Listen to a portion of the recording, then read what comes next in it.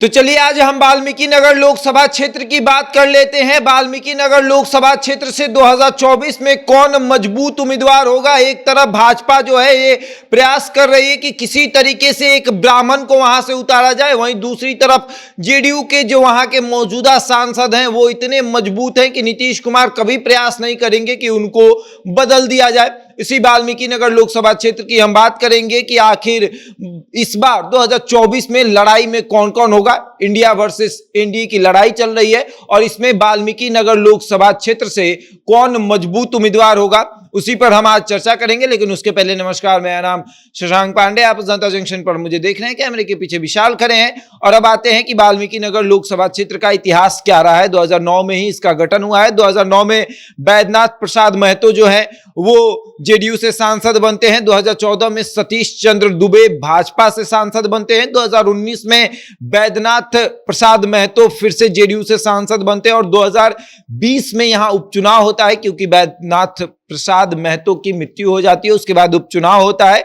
तो यहां पर सुनील कुमार कुशवाहा जो है वो जेडीयू से सांसद बनते हैं। और अब आते हैं कि 2014, 2019 और 2020 में किसे कितना वोट मिला। 2014 में सतीश चंद्र दुबे जो कि भारतीय जनता पार्टी से सांसद बनते हैं, उन्हें वोट मिलता है 3,64,011 वोट। वहीं दूसरी तरफ कांग्रेस से पूर्णमासी राम जो है यहां से उम्मीदवार होते हैं, उनको वोट मिलता है 2,46,218 वोट, यानी कि 1,17,793 वोटों से उनकी हार हो जाती है।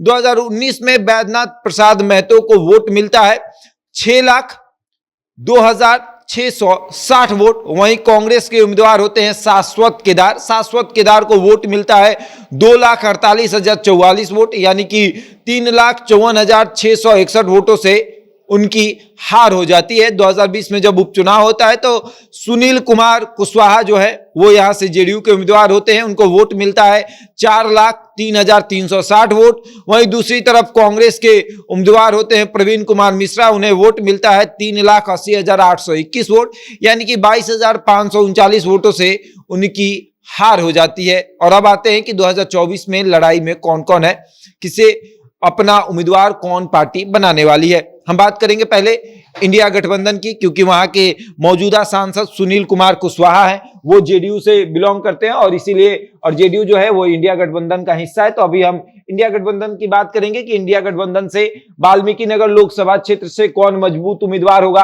तो जेडीयू जो है वो प्रयास करेगी कि ये सीट जो है वाल्मीकि नगर सीट वो जेडीयू के पाले में चला जाए और जेडीयू यहां से फिर से दमखम दिखाए, क्योंकि जब से इसका गठन हुआ है 2009 में तब जेडीयू चुनाव लड़ी थी। 2014 में जेडीयू अलग होकर भी चुनाव लड़ी यहां से, 2019 में भी चुनाव लड़ी है, 2020 में भी चुनाव लड़ी है, यानी चारों बार चुनाव हुआ है, चारों बार यहां से जेडीयू चुनाव लड़ी है। और जेडीयू प्रयास करेगी कि वो इस बार भी वहां से चुनाव लड़े और अगर इस बार चुनाव लड़े जेडीयू तो सुनील कुमार कुशवाहा ही उसके उम्मीदवार हों।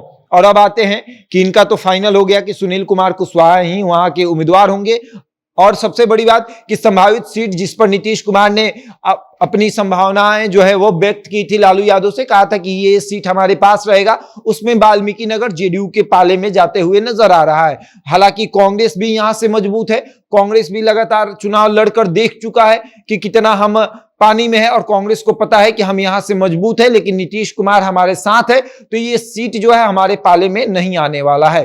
अब आगे आते हैं एनडीए गठबंधन पर कि एनडीए गठबंधन से कौन मजबूत उम्मीदवार होगा। एनडीए गठबंधन से भारतीय जनता पार्टी की तरफ से यह खबर है कि सतीश चंद्र दुबे जो कि राज्यसभा सांसद 2022 में ही बनाए गए हैं, मई के महीने में 2022 में इनको राज्यसभा भेजा गया है भाजपा की तरफ से, लेकिन अब खबर यह है कि ये राज्यसभा छोड़कर लोकसभा का चुनाव लड़ सकते हैं भारतीय जनता पार्टी के टिकट पर, क्योंकि सतीश चंद्र दुबे वहां से सांसद रह चुके हैं और एक मजबूत उम्मीदवार है। और इनका प्लस पॉइंट ये है कि ये ब्राह्मण है और वाल्मीकि नगर में ब्राह्मणों का एक दबदबा है, राजपूत ब्राह्मण जो है उनका वोट अधिक है। तो ऐसे में सतीश चंद्र दुबे जो है वो अपनी किस्मत जो है वो आजमा सकते हैं वाल्मीकि नगर से। और सबसे बड़ी बात कि इनके साथ एक तो भाजपा का वोट है और दूसरा ब्राह्मणों का वोट है, तो ये लड़ सकते हैं। और अगर सतीश चंद्र दुबे चुनाव नहीं लड़े तब कौन होगा। अगर भारतीय जनता पार्टी ये सीट जो है किसी को देने का प्रयास करेगी तो किसे देगी। सबसे पहला नाम वहां पर उपेंद्र कुशवाहा का आता है क्योंकि उपेंद्र कुशवाहा ने इस सीट पर ताल ठोका है। उन्होंने कहा है कि वहां पर कुशवाहा समाज के लोग बहुत अधिक है। कुर्मी कुशवाहा को अगर आप मिला दीजिए तो लगभग 2 लाख वहां पर ये वोटर है। और उपेंद्र कुशवाहा का मानना है कि कुर्मी कुशवाहा अब मेरे पाले में आ चुका है नीतीश कुमार को छोड़कर, तो ऐसे में अगर मुझे टिकट मिलता है तो मैं वहां से मजबूत दावेदारी पेश करूंगा। और अगर उपेंद्र कुशवाहा से ये सीट छटका तो किसे मिलेगा? उपेंद्र कुशवाहा से अगर छटका तो फिर चिराग पासवान भी वाल्मीकि नगर पर अपना ताल ठोक रहे हैं। वो अपने प्रदेश अध्यक्ष राजू तिवारी के लिए फील्डिंग कर रहे हैं। राजू तिवारी ब्राह्मण है और हमने पहले ही आपको बताया सतीश चंद्र दुबे के मामले में कि वो ब्राह्मण पर वहां ब्राह्मण वोटरों की संख्या बहुत अधिक है और ब्राह्मण जाति से राजू तिवारी आते हैं और इसीलिए चिराग पासवान वाल्मीकि नगर से फील्डिंग कर रहे हैं। वो चाहते हैं कि ये टिकट जो है वो राजू तिवारी को दे दिया जाए और राजू तिवारी वहां से जीत कर आएंगे।